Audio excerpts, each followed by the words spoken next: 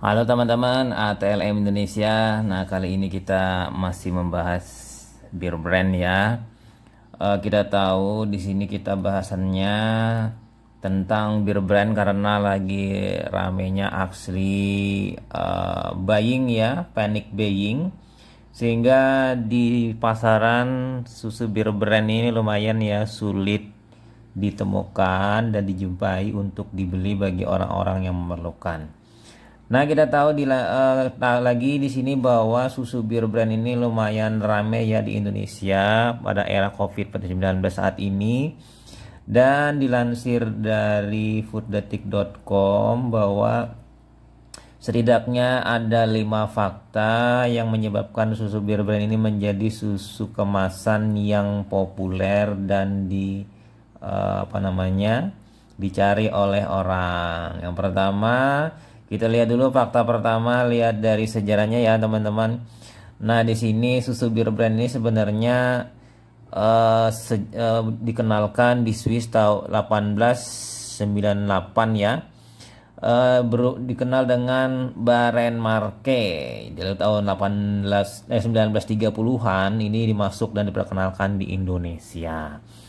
Nah, sejarahnya ini lumayan panjang ya. Sejak dulu susu bir brand itu diklaim ya menyembuhkan penyakit. Jadi pada zaman dulu susu beruang ini sebenarnya ada di toko kelontong Cina.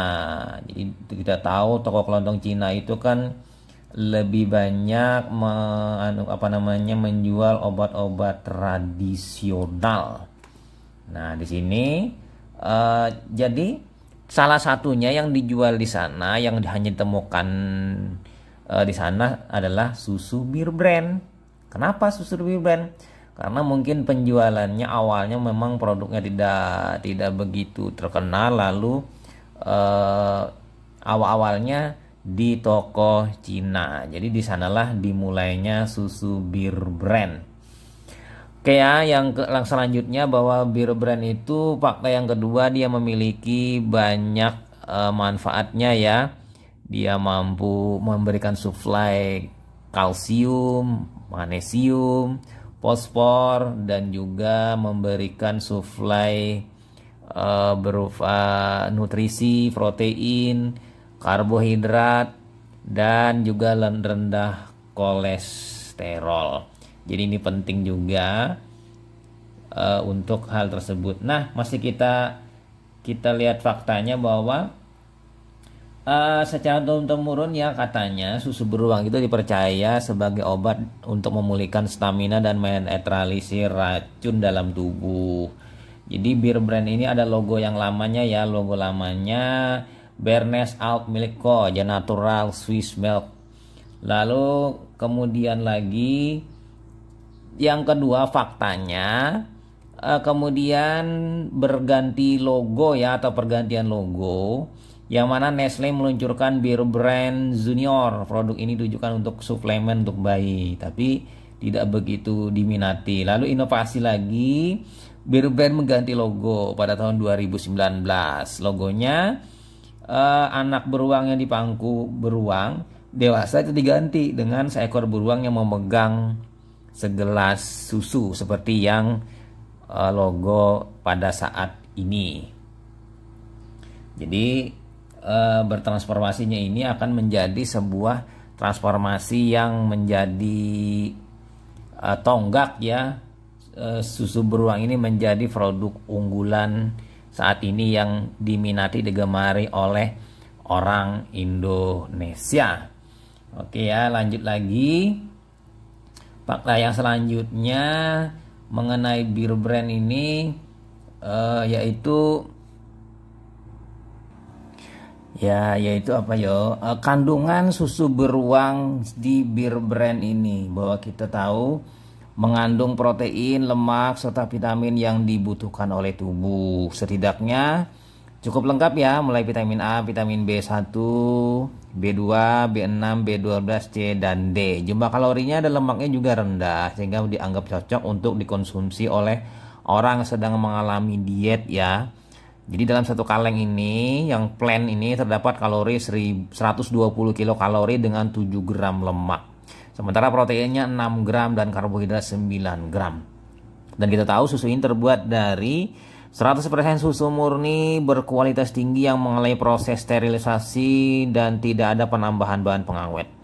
Jadi ini yang menyebabkan susu ini lebih istilahnya alami ya istilahnya, dan murni.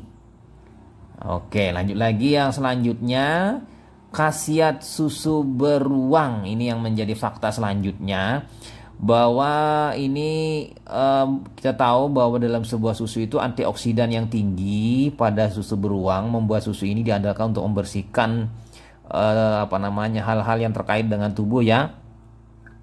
Jadi vitamin A, vitamin E, vitamin C itu sangat baik untuk kesehatan kulit. Kombinasi ketiga vitamin ini membantu regenerasi kulit mati katanya ya. Dan tak jarang ini menjadi masker ya, bisa digunakan sebagai masker pada kaum hawa ya, untuk menjaga kelembaban dan kesehatan tubuh. Jadi atas khasiat itu banyak diburu oleh masyarakat, terutama pada saat pandemi COVID-19. Akibatnya ketersediaan stok di toko minimarket mulai langka. Jadi pastinya ya teman-teman jangan ikut aksi buying panik, karena itu adalah sesuatu yang menurut saya sih kurang baik. Kalau memang perlu belilah, kalau memang tidak perlu jangan ikut membeli hanya untuk menumpuk atau istilahnya menstok di rumah sementara orang lain yang memerlukannya untuk suplemen tambahan pendukung pada saat proses isolasi mandiri mereka membutuhkan. Jadi sebenarnya mereka lah yang idealnya untuk meminum atau mendapatkan susu ini. Oke ya, itu saja teman-teman. Sampai jumpa di video selanjutnya. Tetap jaga kesehatan dan pastinya minumlah susu, baik susu beruang atau susu produk lain dan suplemen, serta terkait yang lain-lainnya, termasuk teman-teman makan dan minum yang cukup bergizi, kemudian lagi memenuhi 4 sehat 5 sempurna sebagaimana jargon yang dicanangkan oleh Menteri Kesehatan yang era dulu. Tetapi tetap 4 sehat 5 sempurna sampai sekarang tetap menjadi satu yang jargon yang masih dipertahankan. Oke, itu saja teman-teman, sampai jumpa di video selanjutnya. Bye.